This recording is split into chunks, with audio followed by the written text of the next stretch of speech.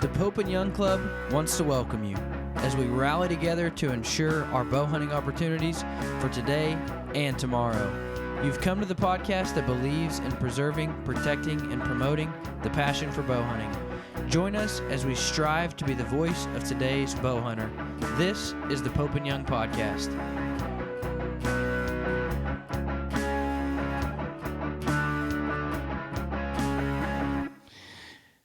Hello, everybody. Welcome to the Pope and Young Podcast. This is Jason Roundsville. I am joined today, as always, by my co-host, Dylan Ray, and we have a special guest. We have an Alaska girl just recently transplanted to Arizona. She's one of our magazine writers for The Ethic. So if you haven't seen The Ethic, now's your chance. You need to definitely look at it. So anyway, welcome, Joni Marie. Welcome to the podcast. Thank you. So how does it feel to be in Arizona instead of Alaska in January? It's a big change. I keep, so I've only been down here for 3 years, and I keep the Alaska weather app on my phone all the time so I can see how cold it is there compared to here. I'm in northern Arizona, and I'm up at about 6,000 feet, so we do get snow and it does get cold, but it's nothing like growing up in Alaska. Yeah, and it's, the bears are probably a little friendlier in Arizona. But the snakes, that's something to get used to. Oh yeah, I'm not a snake fan, so I would take bears over snakes. Yeah, exactly. Any day. You can see a bear coming, and I know bear behavior. I know what they're going to do, but snakes freak me out. They can sneak up on you. That's not for me. Yeah, I lived in Northern California years ago, just outside of Redding, and I had one summer I killed 9 rattlesnakes in my driveway. That's awful. And that was, I don't like snakes. Not a big fan. I happen to live. Well, tell us a little bit. Go ahead. Oh, I was just going to say, the area of northern Arizona that I happen to live in is known for green Mojave rattlesnakes, which are even worse than regular diamondback rattlesnakes. So green Mojave have both kinds of venom, hematoxin and neurotoxin. And so they're just the deadliest you can get. And so we killed quite a few of those last summer, and that's pretty freaky. I don't want to bring out my... that's like a rattlesnake wasn't deadly enough. I don't want to show... You need an extra deadly rattlesnake. I don't want to show how redneck I am, but on a hunt last year in Texas, we actually ate some rattlesnakes, and it was very, very good. Oh, nice. Now, however, where we were hunting, we were so far from any medical help that the outfitter was saying, basically, if you get bitten, you can guarantee on $40,000 because they have to fly you in, fly you out, and I guess the anti-venom shot is a very expensive shot in and of itself. So, like, if you get bitten and want to live, you're looking at $40,000, and I'm like, good Lord. Yeah, crazy. I'd pay that. Yeah.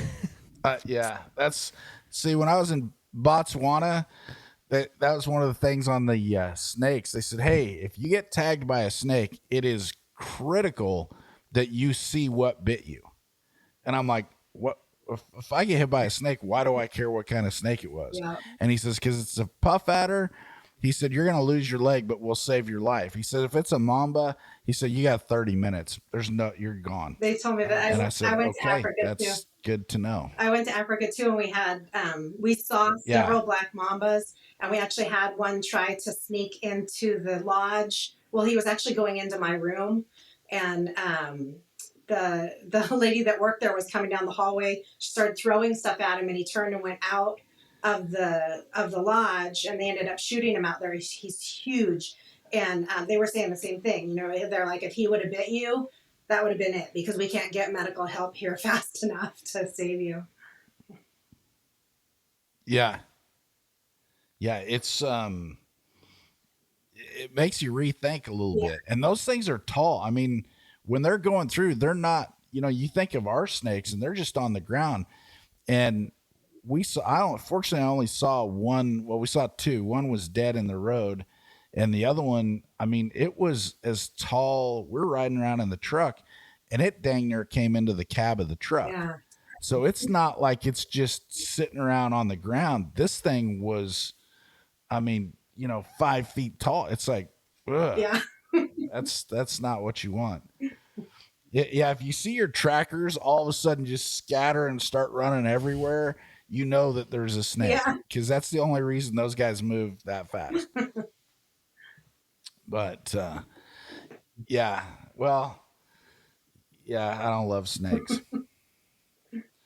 But so Arizona, so the rest of Arizona, so you're up high, so it's not so blasted hot then. Yeah. So that's got to be nice. Yeah, where I'm at, it rarely gets to 100. And then, okay.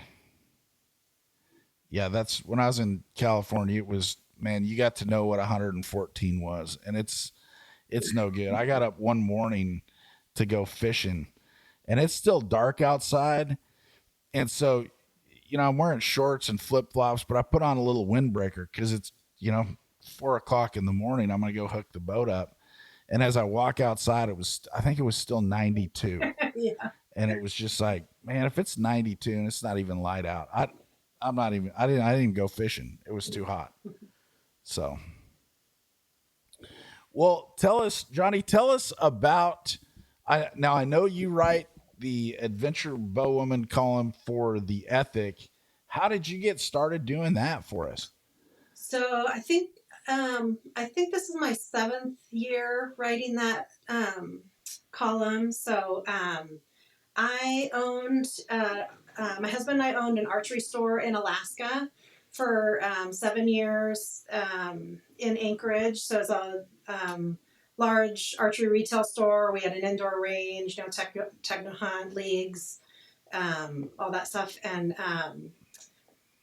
so I kind of came to Pope and Young through owning that store and just being involved in the archery community. And I'm not exactly sure how it started. I think just at one point, maybe they had done some articles on us in like Aero Trade magazine and on our store and on Dave and I. And I think someone from Pope and Young had contacted me, and I'm not sure what my first article was, maybe like a moose hunt or something. And I wrote one, and then the editor at that time asked me if I'd want to continue doing it. And then as the editors have changed over the years, I've just stayed on and gotten along with everybody really well, and just had lots to say, I guess. So it just kept on going. Well, that's great. And so, now how did you get into owning an archery shop? Was that on your list? You're like, you know what? In life, I need to own an archery shop, or just kind of I think come it was together? on Dave's list.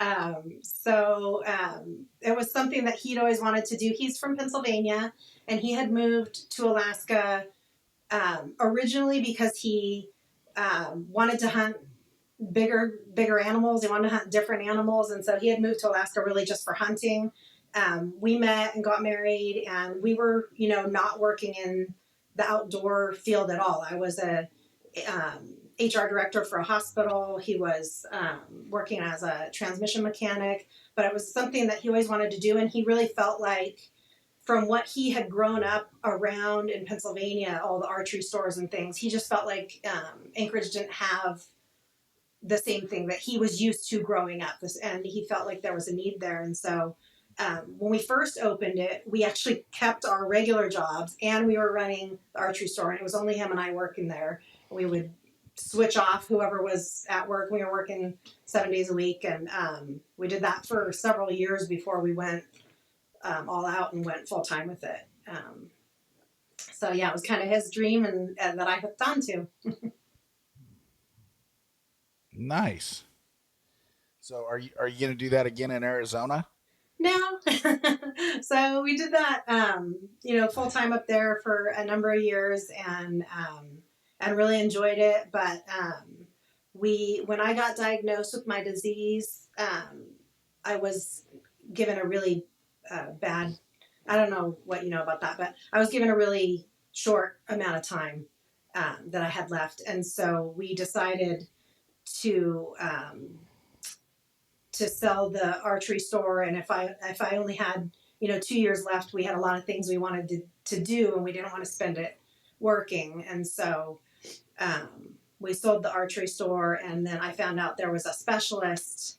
The number one specialist in the world on my disease is at the Mayo Clinic in Scottsdale. And so I started coming down here for treatments, and he, through that process said, you're going to have a lot longer. These are the things we can do. The doctors in Alaska were not totally correct. And so through that process, I realized that I wanted to live closer to the kind of medical care that could extend my life. And so we moved here. And so absolutely. I own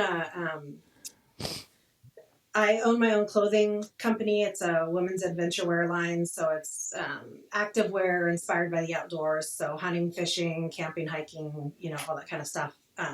And so I'm able to work from home. I design everything myself, and able to deal with different aspects of the disease by through that process and through being close to the Mayo Clinic. Gotcha. Yeah, it's the one thing that you learn when you have to deal with health issues. And growing up, I never realized this. You're like, oh wow, this person's a doctor. They must be really smart. But doctors are just like bow hunters or anything else. Some bow hunters are better than others, and some doctors are just flat out better than others. Yeah. They're not all created equal. And so, I've had some friends where they were going in for stuff, and I was like, find yourself the best one you can find, which it sounds like you've done. Yeah, it's a process, and you really have to be your own advocate. I mean, I really learned that throughout this process, that I can't cure the disease. It's incurable, and it will eventually take my life, but it destroys a lot of my internal organs, like my lungs and my kidneys and my circulation, my heart and my esophagus. And so I'm constantly dealing with issues from that. But if you have a doctor that can that's open to your own research and your own input, and takes that a better human connection with you, kind of working with you as a partner rather than dictating to you, then I think that you can overcome a lot. Yeah. And what is the disease? Do you mind sharing with us? No, yeah. So it's systemic sclerosis.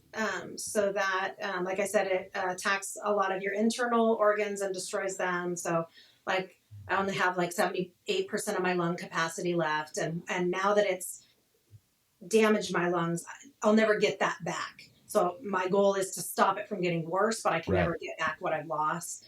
And it creates additional conditions. So I have some, mast cell activation disorder issues, and LPR, which is esophagus issues, with my esophagus being partially paralyzed. And I have massive circulation issues. I have severe Raynaud's in my hands and feet and face, which is really difficult to deal with as a hunter, as well as the lung capacity issues.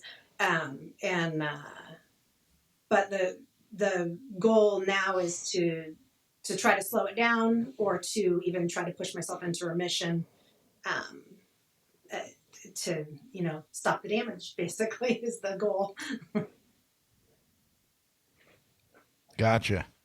Wow. Well, what I'm hearing there is bravery and not excuses, because you're still out getting it done in the outdoors. So for anybody listening that has that excuse, get off the camera and go get it done. Thank you.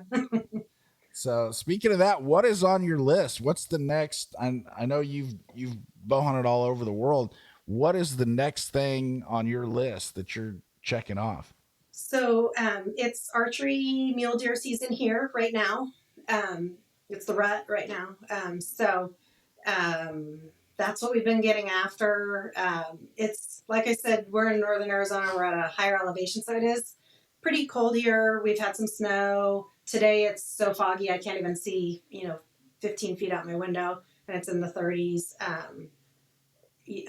So that's a bit of a challenge with the circulation stuff for me, but we are trying to get after mule deer. I don't know if you've done a lot of spot and stalk deer hunting, but it's it's not easy. So no tree stands, no blinds, no baiting, none of that, just spot and stalk. So it's fun, but it's super hard.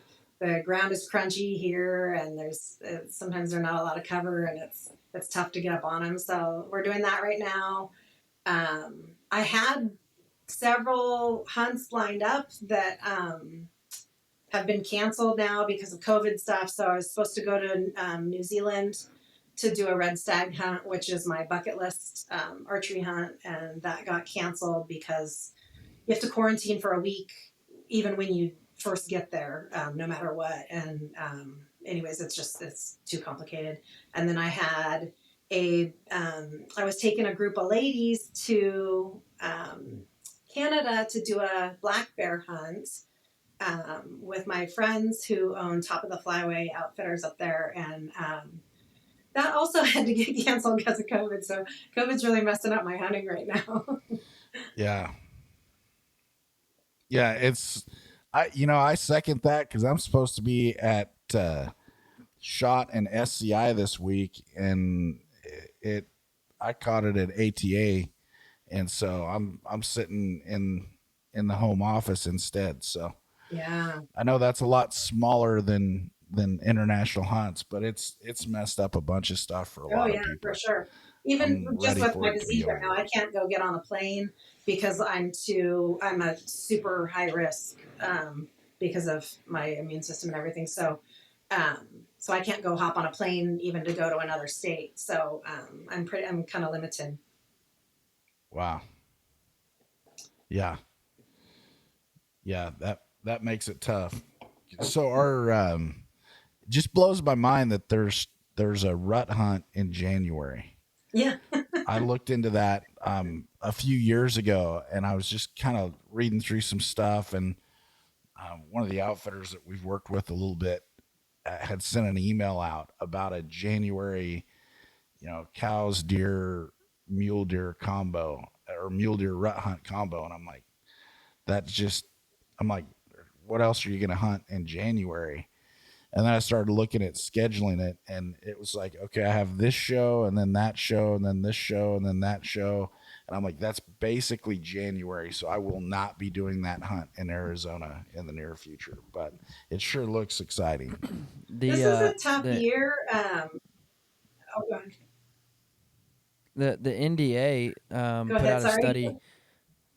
The NDA put out a study like South Mexico. Deer will pretty much rut all year long. They'll just go in and out of rut all year long. So you can pretty much find them in the rut any month of the year. So that's pretty crazy. Yeah, that is. I don't know if you follow the Arizona deer stuff, but it's been a tough year. So we have August, we have a season in August, and then we have part of December and then January. And for a lot of the units around me, so generally I hunt like unit 17, 18, 19, 20, 21. Those are kind of the ones around me. Most of those were closed for December because the deer population is so low, or it's so down in these areas. Right now we've been having a lot of problems, and so our December season in all the units that I like to hunt wasn't open. So that was really disappointing. And you could hunt down south, down along the border was all open, but that's like a 5-hour drive to get down there for me. So we didn't hunt up here in December, and so now it feels like a short season because we just have January, and a couple of the units that I really like to hunt are still closed for January. So it's limited a little bit. And now that we've been out there hunting, we're seeing just less does, less bucks. It's been thinner. So it's been kind of a tougher season up here. I heard from friends that down in southern Arizona it's been good, but up here it's been a little rough. Yeah. And so is mule deer, is that one of your favorites to chase? Well, it's new to me, so I really I haven't done much deer hunting. I was born and raised in Alaska. Bear is the main thing that I've probably hunted. I've taken a lot of black bears and a brown bear with my bow, and I hadn't done any deer hunting. The only deer that we have in Alaska would be down like in the Kodiak area, Raspberry Island, down there. Sitka deer, and that's quite a trip, pretty expensive trip to get out of Anchorage and go down there. And I never had done that, so I hadn't deer hunted at all. I did my first whitetail hunt was 2 years ago in Oklahoma, and I got a small buck and a doe there. So those were my first deer, and then mule deer hunting here. So this is really pretty new, to me. So we're kind of just figuring it out. We got here and we started hunting everything like we were hunting moose, and had to kind of adjust our style of hunting because it's just everything's different. So we're kind of just figuring it out. Yeah. So you killed a brown bear with your bow before you killed a deer. Yeah. Okay. That's standard bow hunting, progression. I'm gonna get a brown bear, and then you know what? Next year I'd like to try deer hunting. So. I know people think it's weird. The other thing that's kind of weird about me is I don't gun hunt. So people are like, but how many deer or how many moose have you gotten with a gun? And I'm like, none. I just bow hunt. I just decided I wanted to bow hunt and started bow hunting. So I never started with a gun and moved to a bow. I just started with a bow and went for it. There you go. That's, nothing like just starting off with the challenge. I'm going to take something that's difficult and make it even more difficult just for the fun of it. That's, I'm on the West Coast. So I've grew up, deer hunting Columbia blacktail and mule deer. So that's kind of what I was used to, that and elk. And, bear is something. We just had Chris on last week and talking about trad hunting grizzlies, and that's just mind blowing for me. Yeah, I haven't. I do shoot. I have a longbow and a recurve, both that I shoot, and I've only done small game hunting with them and birds. I've shot birds and small game, but I would like to take that's actually what I was going to do in Canada on this trip that I was supposed to go on. Was I was going to do black bear with my recurve. Well, actually, it's my father's recurve. So my father passed away just a few years ago, and I thought it would be cool to take a black bear with his bow, just kind of a connection with him. Absolutely. And so that was disappointing that got canceled. Yeah. Well, hopefully you'll be able to get those back on the books. Yeah. for this, the next. Now, is there a chance you can get up there for this spring? Or I don't know. The flight still? It's issues with the border, being able to get into Canada.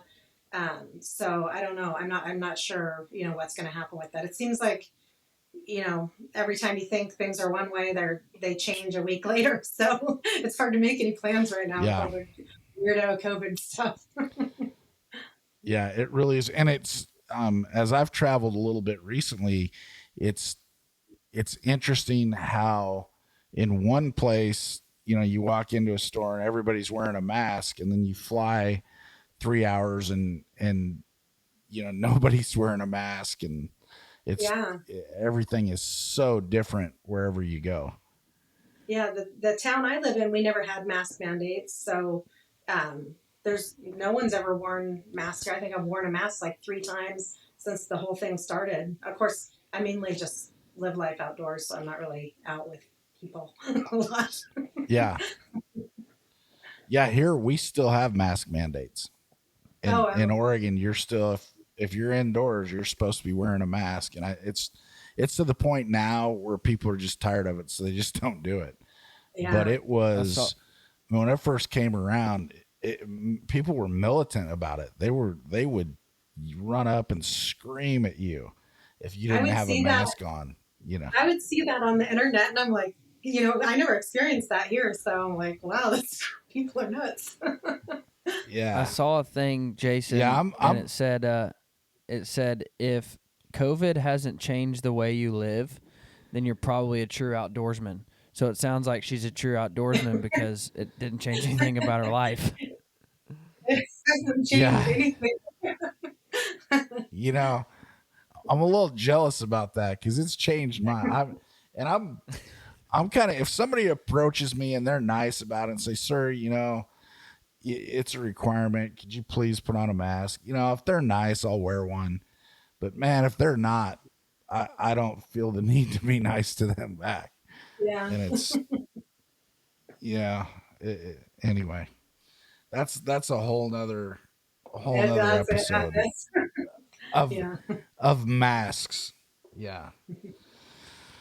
And then the sad thing is I used to wear a mask when I was because I'm on a few acres here. So when I mow, I used to wear a mask just so I'm not inhaling all of that dust. And Mm-hmm. now I don't even like to wear a mask when I'm doing that, even though it's probably good for me because I don't Yeah. want the neighbors to think I'm some kook out by myself outside wearing a mask. So um, now, so next issue of the Ethic is coming up. What's your next article going to be about? Well, it. I'm working on an article, which is about this current archery mule deer season and about the deer population and about some of the issues that we have happening here right now. So there's some things going on with them trying to get predator hunting shut down for mountain lion and bear and bobcat. So some of those issues, but if I don't pull it together here real quick, it's not going to be a harvest article. It's just going to be a hunting article because I haven't gotten anything yet. So. Yeah. So, well, you know what? That's why they call it hunting instead of just harvesting. Sometimes that happens. And so Arizona, they're having some issues with their deer population. So they think the best way to help their deer herds is by not predator hunting and applying more pressure to the deer herds through predators. That's their fix. I'm not sure if it's. I need to research a little bit more. Just yesterday, a podcast came out with someone from Arizona Game and Fish that I haven't had a chance to listen to yet. So I'm gonna spend some time listening to that and understanding what the issues are. I'm not sure that it's completely in relationship to the deer population dropping. I think it has more to do with some anti-hunting groups that are coming in and stirring up trouble. They just put something forward in Colorado like a week ago that is very similar. So I think it's an anti-hunting push from some groups, is my understanding. But I need to educate myself a little bit more on it first. Yeah, it's as we looked and refocused Pope and Young with our three pillars, the preserve, promote, and protect. That's the one thing that we see everywhere is these antis. They're not making a full frontal assault on stopping all hunting. They're just chipping away at the edges, and they're just taking it anything from, in Colorado. Oh, let's make the bow hunters wear orange, and then over here, well, we're just gonna have it so you can't hunt bears or bobcats or cougars and they just chip away at the edges. And it's been an effective strategy because they sit there and they're like, okay, well, we're gonna attack the bear hunters. And then you have the duck hunters and the deer hunters are like, well, I don't really hunt bears, so that doesn't really affect me. And then all of a sudden they chip away a little bit more and a little bit more. And I think finally, after years and years of being kind of compartmentalized, I think we as as a hunting community have finally started to realize, you know what, as a bow hunter, I need to stand up with, the duck hunter and the bear hunter and everybody else, because we might be next and we're going to need them. So they need us. Yeah. And And so I think it's I'm really hoping. important to not only pay attention to what's happening in your own state, but all the states around you, because, right now on the Arizona issue, it's open for public comment. Well, that doesn't mean if you live in Colorado, you can still, go and make a public comment about them, taking away predator hunting here.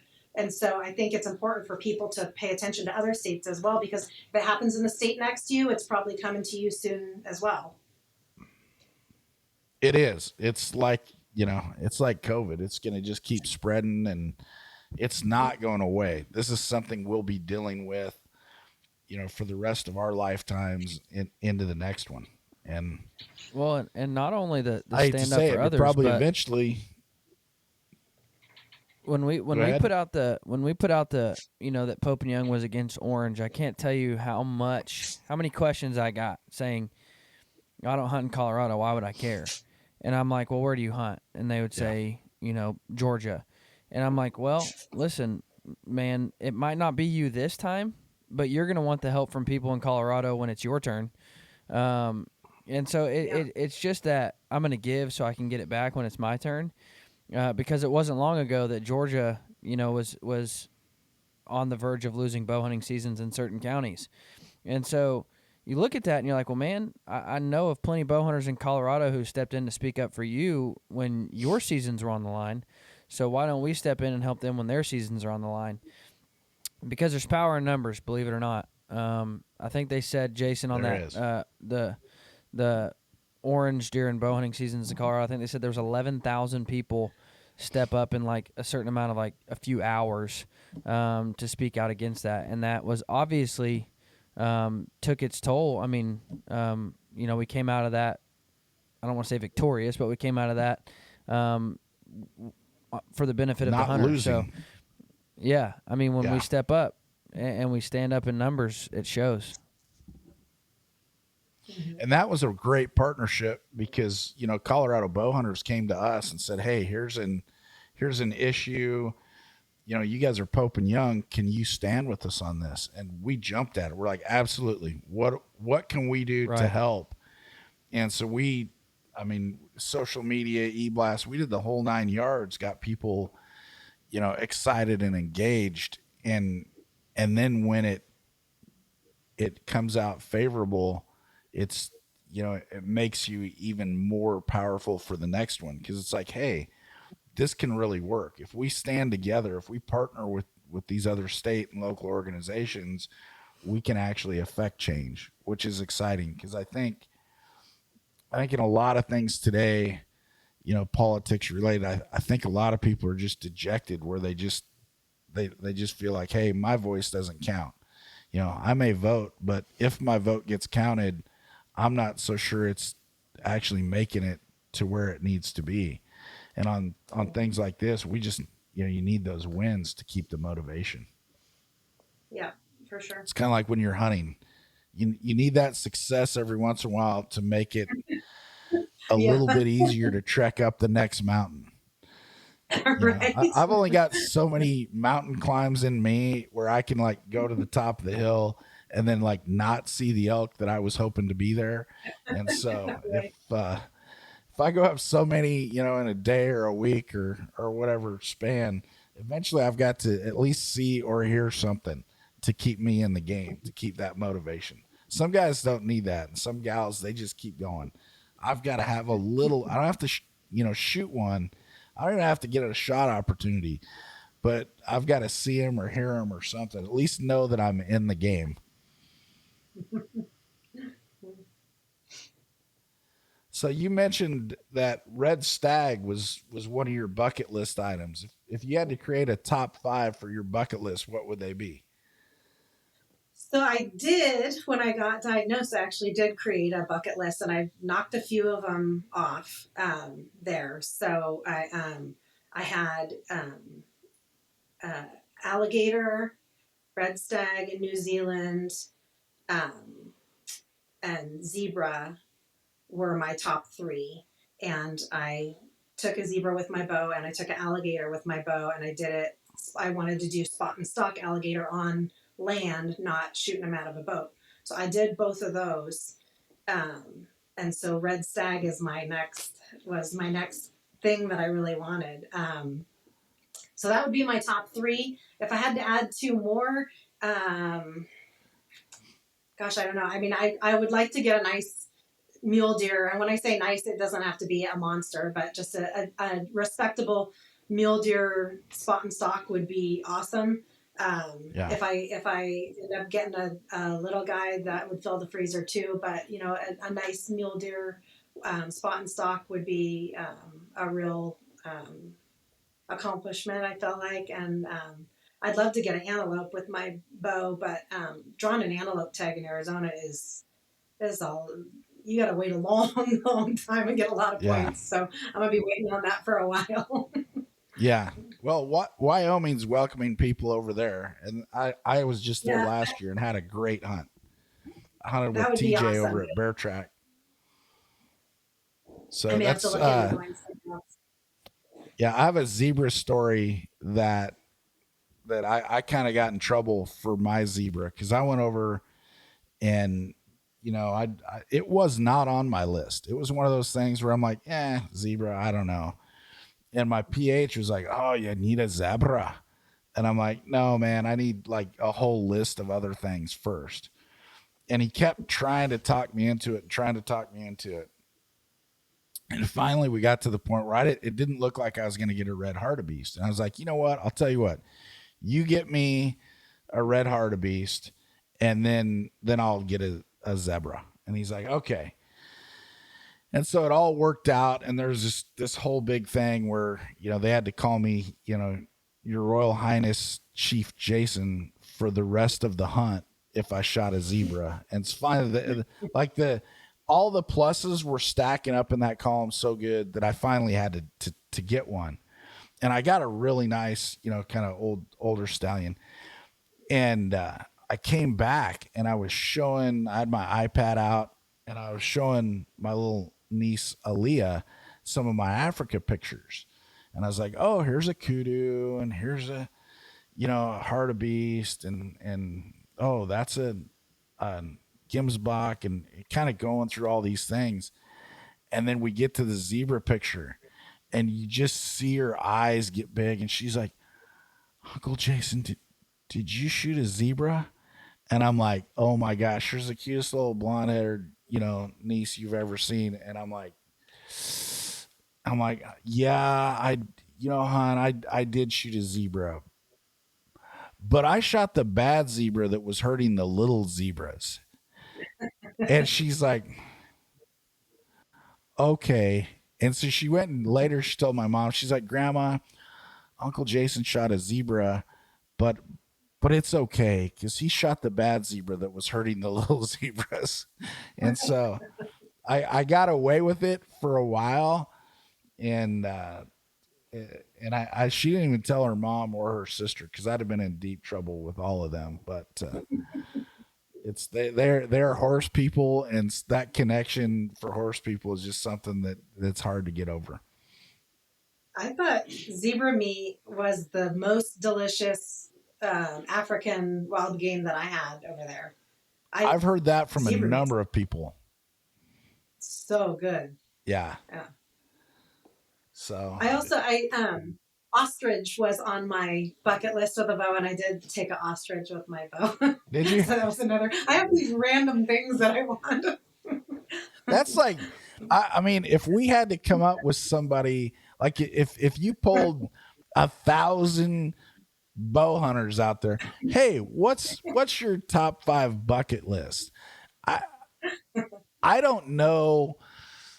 I'm trying to think of anybody that would even have like red stag. I could see that because that's like, a big majestic red stag, but then alligator, that's not your quintessential top, 5. Ostrich, same thing. So I applaud you for thinking outside of the box a little bit on this and going with some stuff that's that's maybe non-traditional? Dylan, we might get a really good answer for our question today. Yeah, I'm kind of excited about this one now. Yeah, I mean, somebody who's picking an ostrich Might and an get alligator. several answers. We might, yeah.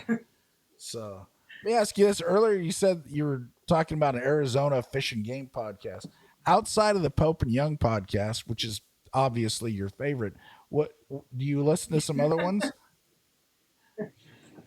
Randomly, I don't have one that wouldn't say that I have one that I consistently always listen to, but I have Now a you few do. friends that do. that, now I do. Yeah.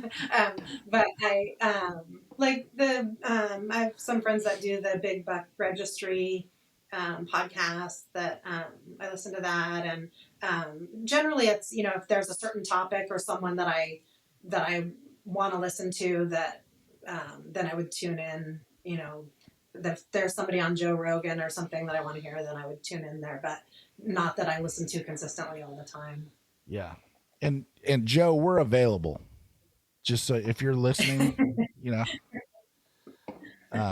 and Joe's a bow hunter, so you just never know. We joke about it. There's 3 things that could happen to the Pope and Young podcast. Number 1, someday we might get on Joe's show, which would be really cool because we can talk about Pope and Young, let people know that while they're out bow hunting, here's how that season got started. If it wasn't for Pope and Young, you wouldn't be bow hunting. And then number 2 is someday, maybe just maybe, we'll get Diet Dew as a sponsor. And then number 3, and Dylan knows this because this is one of his favorites, is you know what? The Uncrustables people, we're still waiting for that phone call because we love you and we're all about Uncrustables now. So yeah, keep the faith. So those are 3 things that you just never know what might happen. That's right. Yeah. So here's a question that we ask every guest on this show, and we've had some phenomenal answers throughout our time here. But what is one thing when you're out hunting? What is one thing, kind of maybe a non-traditional type item, so not a knife or binoculars? What's something that you take with you that you wouldn't want to be up on the mountain or without? Well, I can't go anywhere without stuff related to my circulation. And that includes, like, it can be 55 degrees outside and I still have to have emergency stuff for circulation for me. So I have a really fitted, thin heated vest liner that I wear under all my clothes, and it's battery powered. I have that on for emergencies. If I have circulation shut down, which I often do, so my hands and my feet it's beyond cold. Like my hands and feet they turn like a whitish green, like a dead person. My face and the pain is excruciating. So I have that so I can click it on in an emergency. I always have, I would say, 8 to 10 hand warmers with me at any given time that I can shove all over pockets, everything. Hands, I have taped them to my face before, literally, like shove them into, put a face mask on, shove them inside things to try to restart my circulation. So, and then there's actually, Sitka makes this muff. Have you seen that? It's an incinerator muff.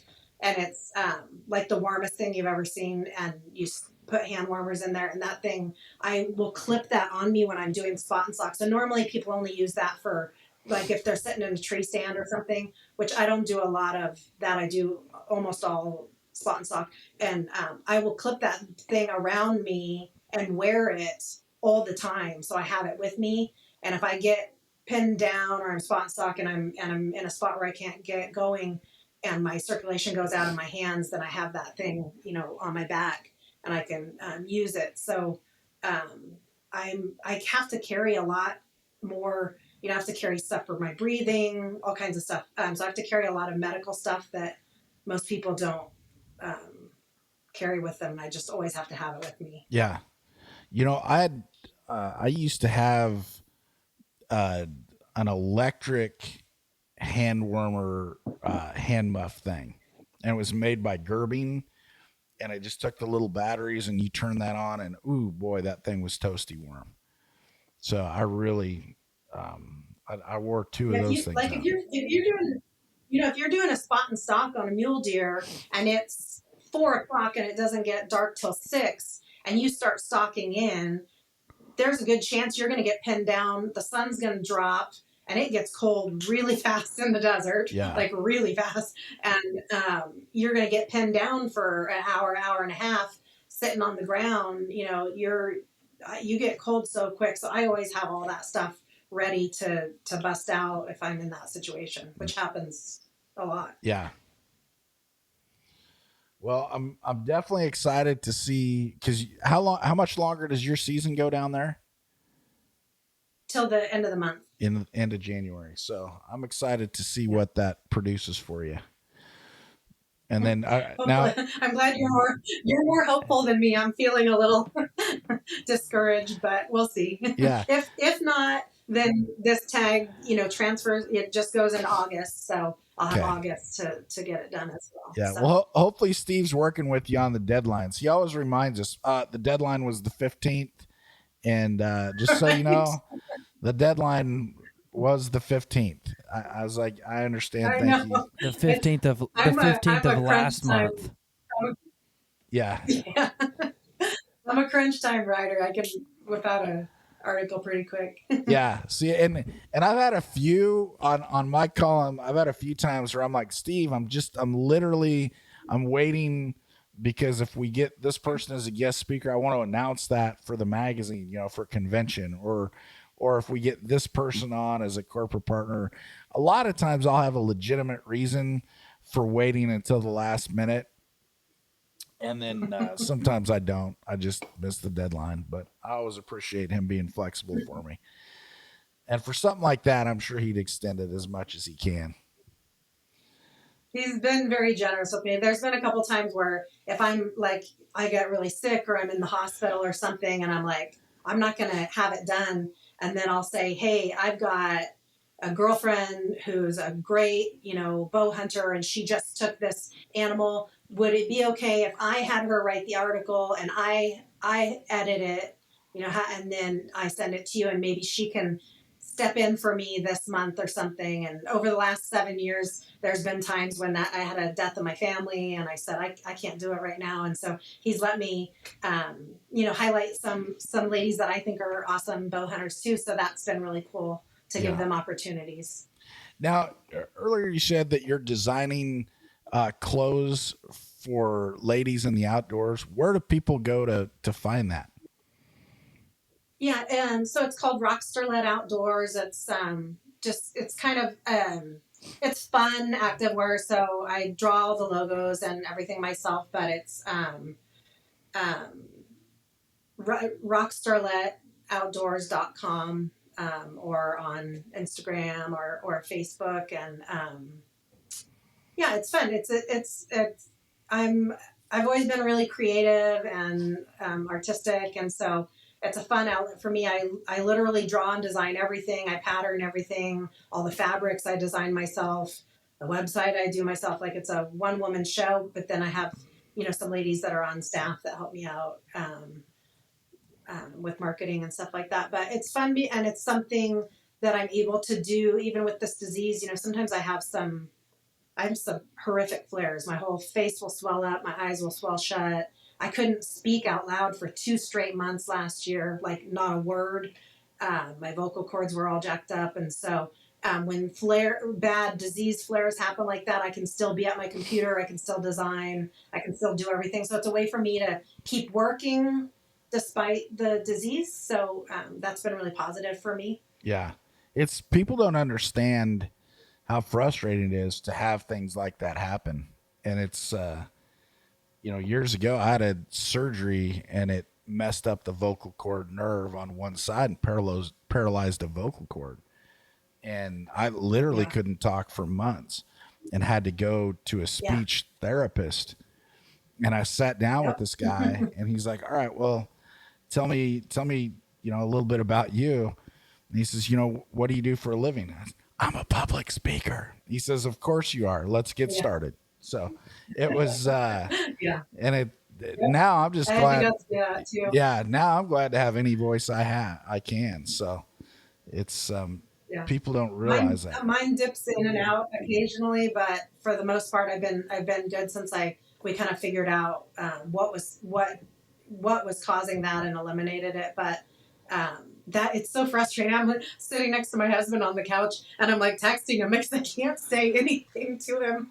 And we were joking around and I was saying, this is every husband's dream. His wife is silent for 2 months. Yeah, but then you couldn't, holler from the next room, hey, do you want lasagna or tacos for dinner? You'd have to text that. So I don't know that it's everybody's dream. Yeah.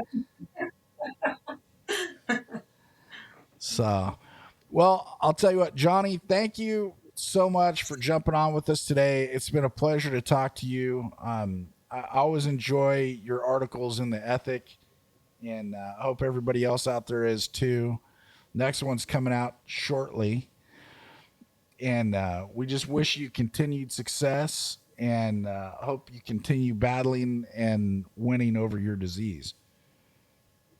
I appreciate it. Thanks so much for having me on. It was really cool. Yeah. And for everybody else, you know what? Excuses stop here.